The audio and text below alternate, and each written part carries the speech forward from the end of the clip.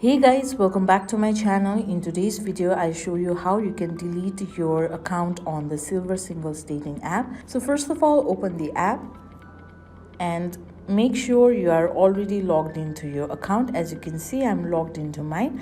Now to delete your account, on the bottom of the screen, you will see various icons. Tap on the last icon. Now this is your profile page. Here, tap on the three dotted lines on the screen.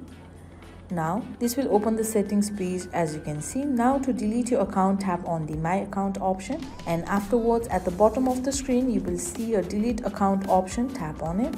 Now to delete your account, you need to select a reason and then confirm your cancellation by entering your email address and the password.